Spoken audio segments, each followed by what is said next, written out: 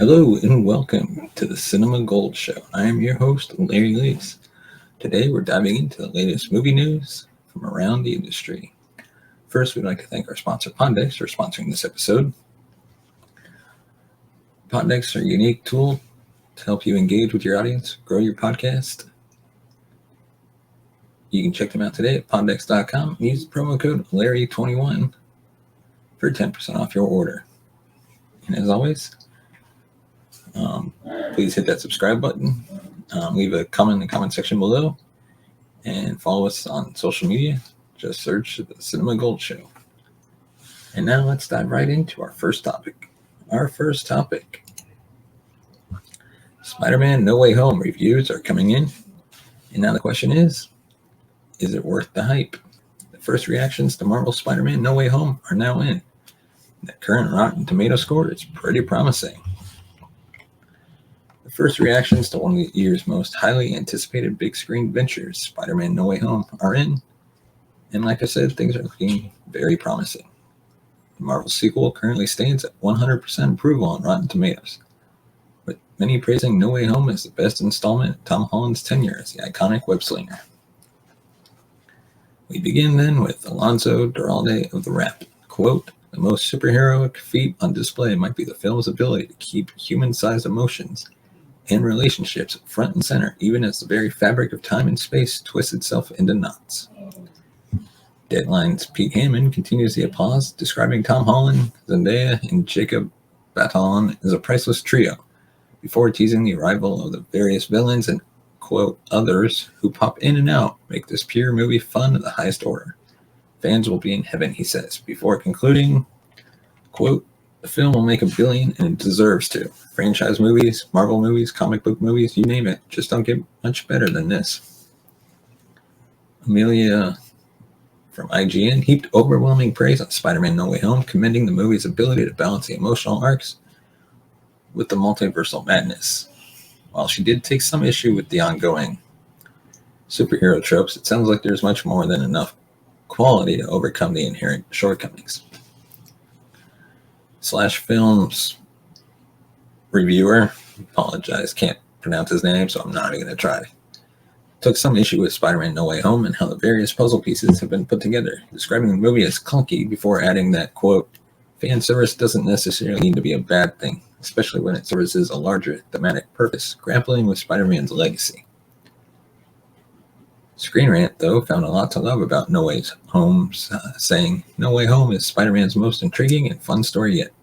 Though the multiverse looms large, the film is thoughtful in its focus on Peter's journey." Variety's Peter, meanwhile, found Spider-Man No Way Home to not only be a worthy conclusion of sorts to the Marvel Spider-Man franchise, but the last 2 decades of Spider-Man movies as a whole. Does this at last confirm what has long been suspected?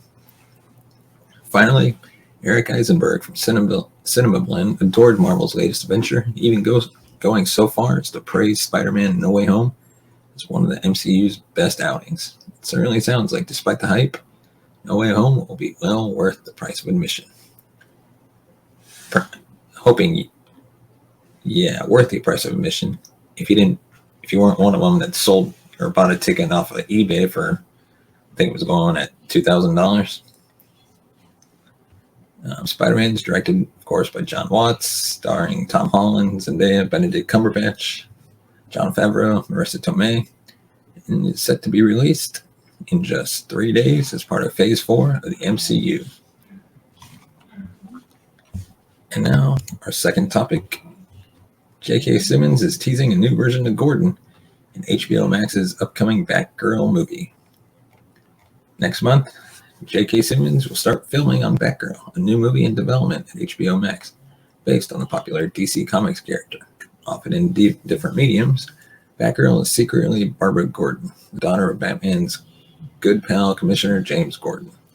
Leslie Grace will play Barbara in the new movie, with Simmons as her father, reprising the role he first played in Justice League.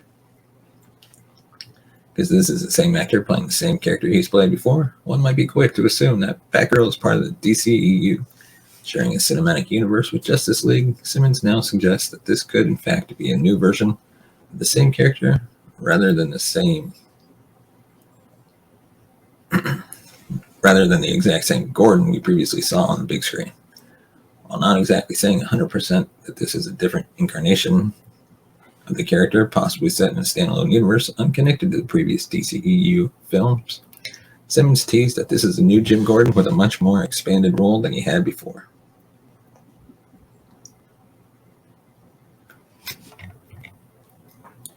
J.K. Simmons also says he was just as pleasantly surprised when he got the call to return as Gordon in Batgirl as he was when he got the offer to join the MCU as J. Jonah Jameson. The actor is playing a different incarnation of the same character in Spider-Man No Way Home after previously playing Jameson in Sam Raimi's Spider-Man trilogy.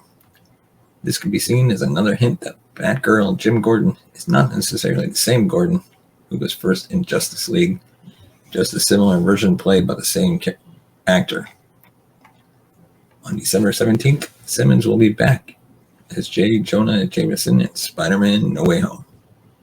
This is one of many upcoming movies which will make the best of the live-action multiverse, as Doctor Strange in the Multiverse of Madness will be leaning heavily into the concept as well. DC and Warner Brothers are doing something similar with The Flash, introducing the DCEU's multiverse, resulting in Michael Keaton's Batman and Ben Affleck's Batman appearing in the same movie. It's fun to mix up classic characters with new incarnations, but it might be hard to keep up with after a certain point.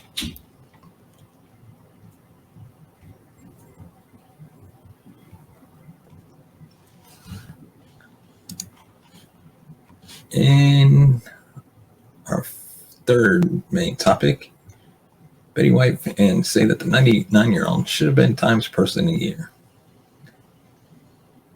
As the year winds down, everyone's anticipating who will become Times Person of the Year.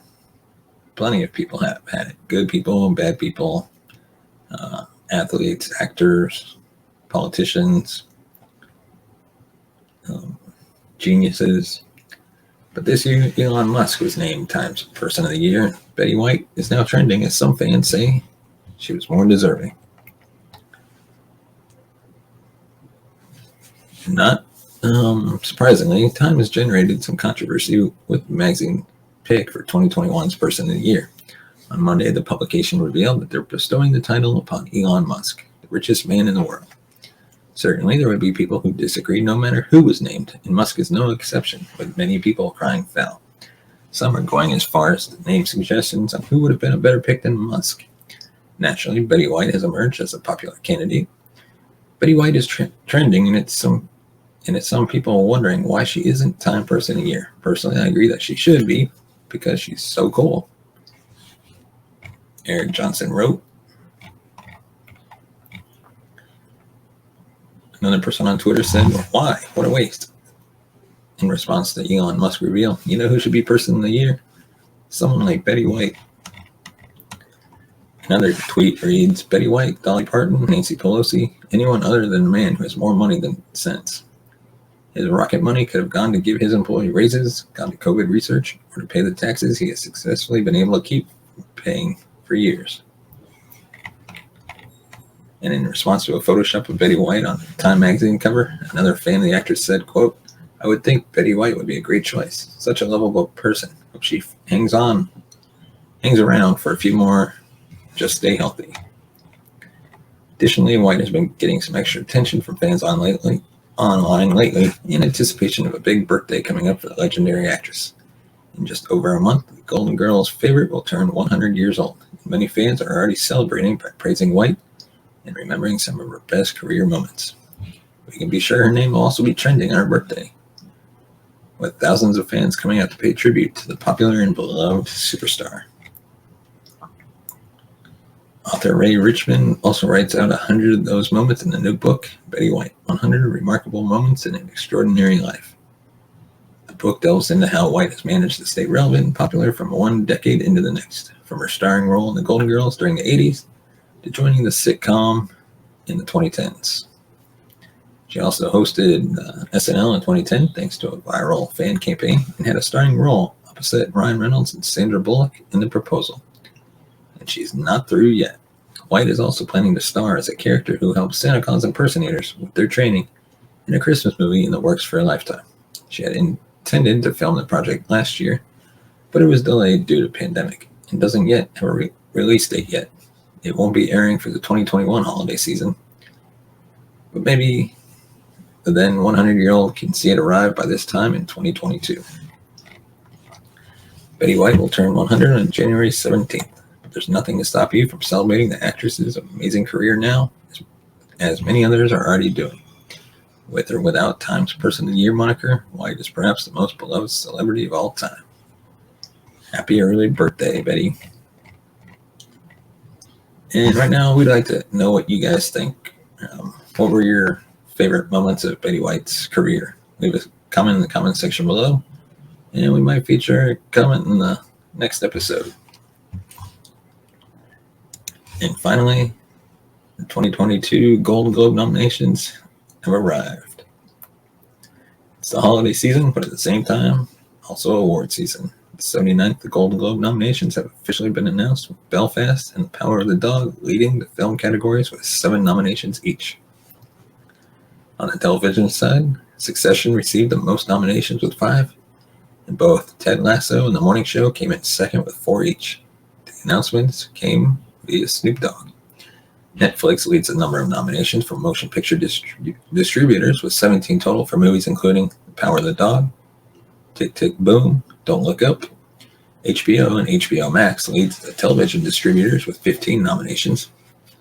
The biggest question with these nominations is whether we can actually visually see who wins, as the Golden Globes currently has no broadcasting home.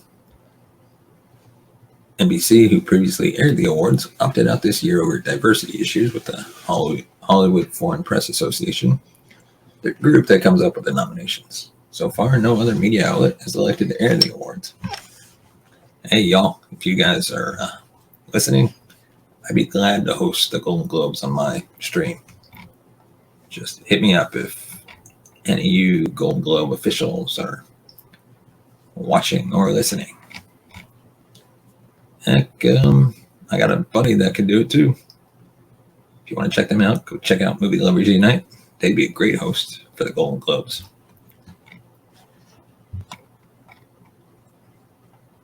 According to CNN, the HFPA in October announced its most diverse class of new members and is planning on carrying on with the awards, regardless of whether people can actually watch it or not.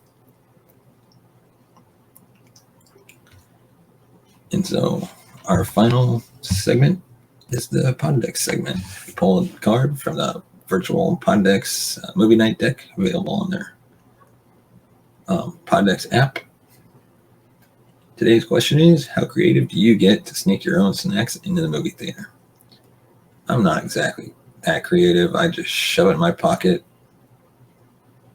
and just walk in. They really don't say anything, honestly. I think just because at this time, people really don't care anymore. Like, I know when my first job, I started at a movie theater, working in a movie theater, I literally was told to check bags. Everybody had to open their bags for me, and technically they were required to because it was for safety, but it was more checking for food instead of weapons or anything dangerous. And then now I noticed they don't care unless it's sticking out of your pocket or you got a big old bag you're holding that says McDonald's. They're not going to really say anything, I don't think. So I don't really have any creative stories. I just put in my pocket, walk through. I mean, I still usually buy a drink or something, so that might influence their decision to not say anything. But hey, thanks for watching. And if you want to support the show, you can buy us a coffee at buymeacoffee.com/cinemagold. And don't forget to hit that subscribe button. Give a thumbs up if you like this video.